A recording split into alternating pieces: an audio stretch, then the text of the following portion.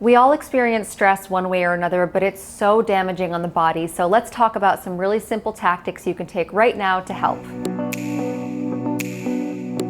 So I want to break this video up into two parts, basically how to deal with long-term stress and then how to deal with short-term stress. So some things like really bothering you in the moment, some simple tactics you can take to help calm your mind, calm your body, but then also long-term stress and things that can really damage your body long-term. I'm going to get into that too. But first, let's just quickly review what happens to your body when you feel stressed. So whenever you feel any kind of stress, whether that's like physical, if a dog's barking at you, anything that really stresses your body, basically your mind sends this like alarm system to your whole body that's like panic. And through different variations of your nervous system and your hormones, it signals your adrenals to release numerous hormones. Two of those being adrenaline and cortisol. So basically you feel stressed, your brain signals you to release adrenaline and cortisol. Now with adrenaline, you can imagine like an adrenaline rush, right? It's going to increase your blood pressure, increase your heart rate, and it kind of gives you that like fight or flight response.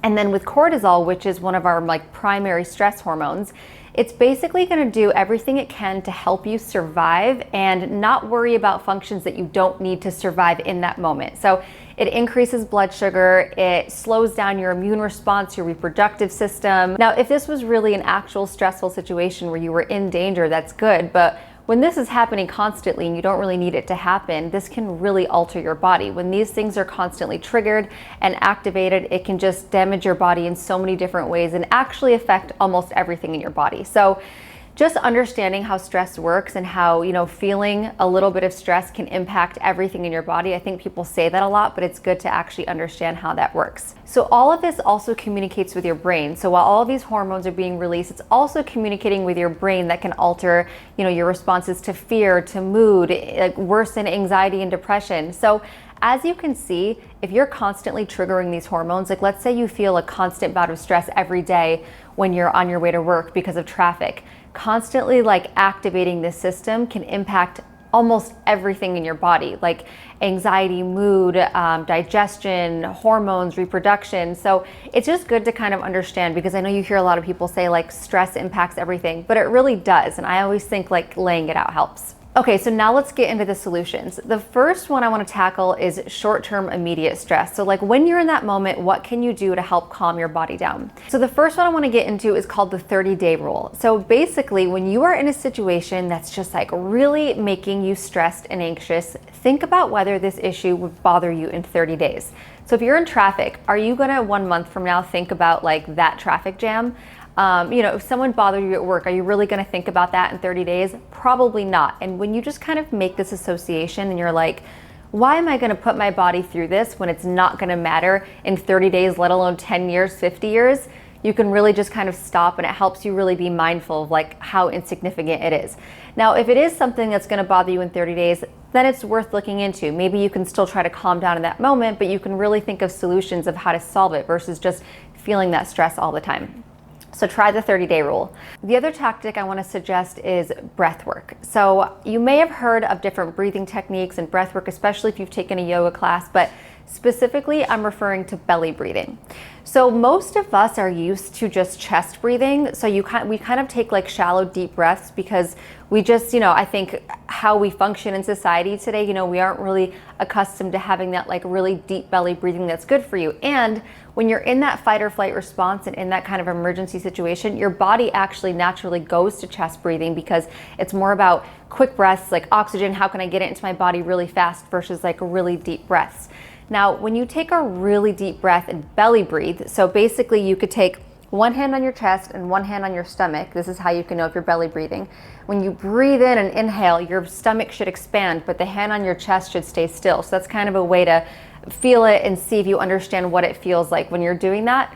When you do this, it stimulates the vagus nerve. So the vagus nerve is a nerve that runs from your head, neck, chest, and down to your colon. And when it's activated, it basically does the opposite of a stress response. It's gonna promote relaxation and calm. And so it's basically doing the opposite of what you're feeling in that stressful moment. One way to also try belly breathing, if you've never done it before, is to kind of sit down, put your elbows on your knees and just lean over and deep breathe like this. And this kind of activates it and makes it a little bit easier if you've never tried this technique of breathing. But honestly, just doing this in the moment, even though maybe you're frustrated and you're like, this isn't gonna help, it actually relaxes your body. And you have to remember that your mind and body are completely connected. It's the same reason why when you're anxious, you might have to go to the bathroom, your stomach might hurt. Like, I love sharing examples like that because it really just kind of lays it out. Now let's talk about long-term stress and how to actually get that stress out of your body. So kind of the example I gave before, how like if you're walking down the street and a dog's barking and it startles you, how that can activate your fight or flight. That's kind of my tip I have here. So think about anything that gives you even that short-term immediate stress. Like, let's say every night when you walk home, there's like a dark alley that might make you feel a little creeped out or unsafe, and maybe you just, you feel stressed in that moment. Maybe it is a dog barking all the time and there's a way to like play music so that it doesn't startle you, or maybe anything that's constantly stressing you out. Try to find a way to really reduce that and make a big effort to do this, because even though it's just short-term stress, every time you're releasing this cortisol and this adrenaline and your hormones are being thrown off, number one, it makes it easier to activate them. So the more they're activated, the easier they kind of turn back on. And it's just gonna throw off your whole balance. Like, this constant repetitive release of them, like I mentioned before, can impact everything. So just think about it. Pay attention to like what makes your heart race a little bit or what makes you get anxiety.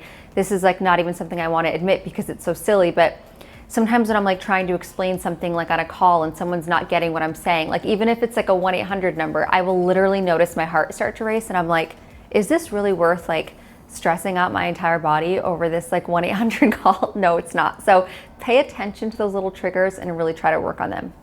And the other tip I have on this is meditation. So I purposely wanted to put meditation in this long-term category because for me personally, when I meditate, I don't necessarily feel like less anxiety or less stressed in that moment.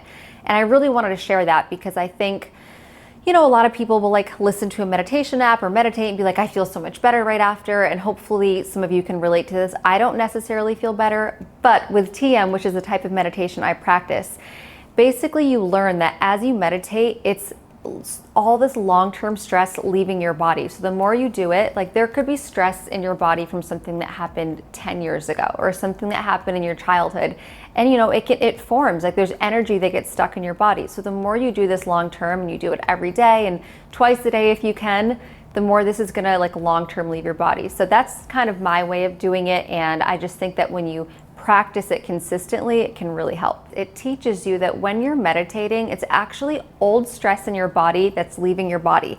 This isn't always a short-term thing. In fact, it's really not. You're not going to meditate once and like any of the stress you've ever felt in your life is going to leave your body.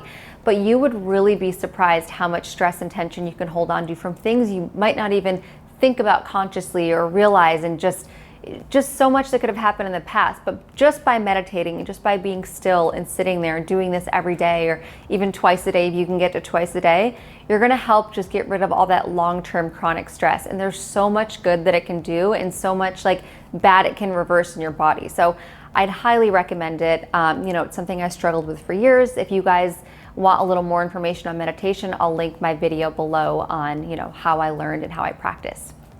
So these are just some quick tips that I hope will help you. If you haven't gotten the message from this video, stress is so damaging to our bodies. It really just impacts everything. And I hope another takeaway is that everything is connected. So mental health is just as important, if not more, than physical health, and it's all connected. And even if you're working out and eating healthy, but you're mentally stressed or there's things like deeply bothering you, things just won't function the way they should. And that can be really frustrating because you're like, I'm doing everything right. But dig deeper and really just try to find a state of calm and peace. So I hope you guys found this helpful. Please leave any questions in the comments, and definitely let me know if you have any good tactics for releasing stress in that moment. Maybe we can all learn from you too. So please like, comment, and subscribe, and I'll see you next time.